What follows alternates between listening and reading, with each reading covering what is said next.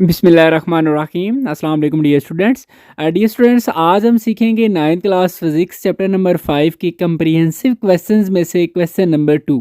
आज की ये वीडियो पार्ट 2 है। पार्ट 1 में ऑलरेडी अपलोड कर चुका हूँ। इसी तरह आगे इसके पार्ट 2, पार्ट 3, पार्ट 4, पार्ट 5 और 8 तक पार्ट आपको मिल जाएंगे। ठीक है जी। तो आज के इस पार्ट 2 में क्वेश्चन नंबर 2 में क्या कहते हैं जी, देखते हैं। और डियर स्टूडेंट्स, अगर आपको ये वीडियो, ये लेक्चर अच्छा लगे तो वीडियो को लाइक कीजिएगा, कमेंट्स में बताइएगा, ताकि मुझे भी मोटिवेशन मिले और मैं भी इस काम को जल्द से जल्द जो है वो कंप्लीट करूं। वैसे कंप्लीट तो करना ही है, लेकिन जल्द से जल्द कंप्लीट करूं। ठीक है, तो ये मुझे तब भी आइडिया होता है कि आप जब मेरे काम को लाइक करते हैं, मुझे किसी भी तरीके से बता रहे होते हैं कि सर आप अच्छा काम कर रहे हैं, तो मुझे भी मोटिवेशन मिलती है और मैं इससे मज़ीद जो है वो जल्द से जल्द फिर काम को कंप्लीट करने की कोशिश करता हूँ। तो जी क्वेश्चन 2 है कि show that Newton's law of gravitation is consistent with Newton's third law of motion. देखें, इसमें दो लॉज का जिक्र हुआ है, एक न्यूटन लॉ ऑफ ग्रेविटेशन और एक Newton's third law of motion. और दोनों में एक वर्ड यूज़ हुआ है इस क्वेश्चन में, कंसिस्टेंट। कंसिस्टेंट का मतलब यही है कि मिलते मिलते जुलता, यानी कि आपस में दोनों लॉज जो है ना वो मिलते जुलते हैं। ठीक है, यानी कि यकसां है, मुताबिकत रखते हैं। जो ये न्यूटन्स थर्ड लॉ में जो चीज़ है वही चीज़, वही बात न्यूटन्स लॉ ऑफ ग्रेविटेशन में भी है। लेकिन इसी चीज़ को हमने अंडरस्टैंड करना है। देखते हैं जी। सबसे पहले अगर Newton third law of motion की बात की जाए तो Newton third law of motion state that to every action there is an equal and opposite reaction.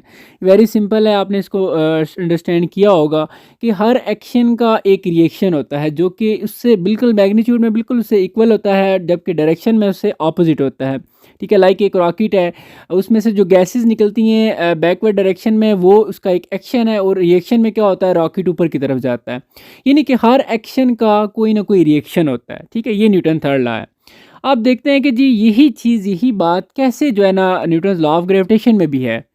तो Newton law of gravitation is equivalent, meaning कि इक्विलेंट है, इक्वल है to his third law of motion, third law की साथ, in the sense that the any two objects, यानी कि law of gravitation क्या था कि दो ऑब्जेक्ट्स हैं, कोई भी दो चीज़ें आपस में, any two objects in the universe attract each other with a force.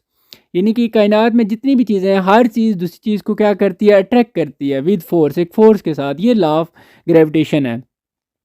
Which are equal in magnitude, वो जिस फोर्स से वो एक दूसरे को अट्रैक्ट करते हैं वो फोर्स दोनों की इक्वल होती है, लेकिन डायरेक्शन अपोजिट होती है। लाइक एक ऑब्जेक्ट अगर दूसरे ऑब्जेक्ट को, लाइक आप हैं और आपके सामने कोई ऑब्जेक्ट है, आप अगर उस ऑब्जेक्ट के ऊपर फोर्स लगा के उसको अपनी तरफ खींच रहे हैं, ये आपका एक्शन हो जाएगा, और ऑब्जेक्ट उसी फोर्स के साथ आपको भी खींचने की कोशिश करेगा, वो उसका क्या हो जाएगा, रिएक्शन हो जाएगा। तो अगर आपने यहाँ पर देखा कि न्यूटन लॉ ऑफ ग्रेविटेशन में भी एक्शन और रिएक्शन है, तो इस तरीके से हम कहते हैं कि ये दोनों आपस में कंसिस्टेंट हैं। ठीक है जी। तो लॉ, थोड़ा सा इसको अगर शॉर्ट में, वैसे ये लॉन्ग के लिए नहीं आ सकता, आपके पेपर में शॉर्ट ही आएगा, तो यहाँ शॉर्ट आए तो बस यहाँ तक आपने इसको लिखना है। ठीक है, अगर लॉन्ग में आ रहा है तो लॉन्ग में 4, 5, 6 नंबर का आ रहा है तो फिर इसको आगे भी आपने लिखना है। द ग्रेविटेशनल फोर्स, लाइक हम एक एग्जांपल के थ्रू थोड़ा सा इसको एक्सप्लेन करते हैं कि एक कोई दो ऑब्जेक्ट हैं, दो बॉडीज़ हैं, दो एक दूसरे को खींचेंगी, अट्रैक्ट करेंगी। द ग्रेविटेशनल फोर्स F12 का मतलब है वन, पहला ऑब्जेक्ट खींच रहा है, अट्रैक्ट कर रहा है दूसरे ऑब्जेक्ट को, by which mass M1 attract the mass M2। देख लें, ठीक है, इज़ द सेम फोर्स, बिल्कुल इतनी ही फोर्स होगी जिससे F21, यानी कि सेकेंड ऑब्जेक्ट जो है वो अट्रैक्ट कर रहा है फर्स्ट को, इसको कहते हैं 21। ठीक है, with the mass M2 attract mass M1 but in opposite direction. ठीक है, मैं आपको डायग्राम भी बता दूंगा। तो इसमें देखा जाए तो जो दोनों फोर्सेस अप्लाई कर रहे हैं, दो ऑब्जेक्ट, इसको हम डायग्राम के थ्रू से एक्सप्लेन करते हैं जी।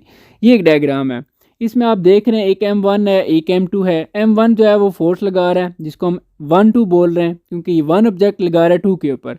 और इसी तरह जो M2 फोर्स लगा रहा है उसको हम 2-1 बोल रहे हैं, क्योंकि वो 2 ऑब्जेक्ट 2 वाला फोर्स लगा रहा है 1 के ऊपर।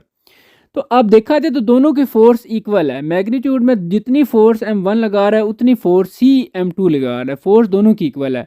लेकिन डायरेक्शन देखें तो वो अपोजिट है, M1 इधर से लगा रहा है और M2 जो है वो इधर से लगा रहा है, तो इस तरह डायरेक्शन दोनों की अपोजिट है, लेकिन मैग्नीट्यूड में फोर्स इक्वल है। तो यहाँ पर भी देखें तो इस तरीके से हम कहते हैं कि यहाँ पर भी एक का एक्शन होगा और दूसरा जब फोर्स लगाएगा तो वो उसका रिएक्शन हो जाएगा। तो action reaction law of gravitation में भी मौजूद है, तो इसलिए हम कहते हैं कि ये भी दोनों आपस में कंसिस्टेंट हैं।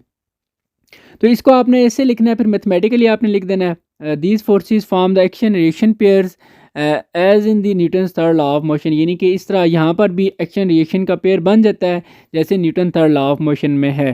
ठीक है, तो इस तरीके से हम कहते हैं कि ये दोनों आपस में कंसिस्टेंट हैं। तो ये वेरी सिंपल है जी। लॉन्ग के लिए आप देख सकते हैं इसमें किस तरीके से आपने क्या क्या लिखना है, और शॉर्ट आ जाए तो फिर तो वेरी सिंपल है, आपने इसको यहाँ तक लिख देना है। ठीक है जी, तो इंशाल्लाह नेक्स्ट पार्ट 3 में आपके साथ अगेन आते हैं जी, दोबारा से मुलाकात होती है। अपना बहुत सारा ख्याल रखिएगा। अल्लाह हाफिज़।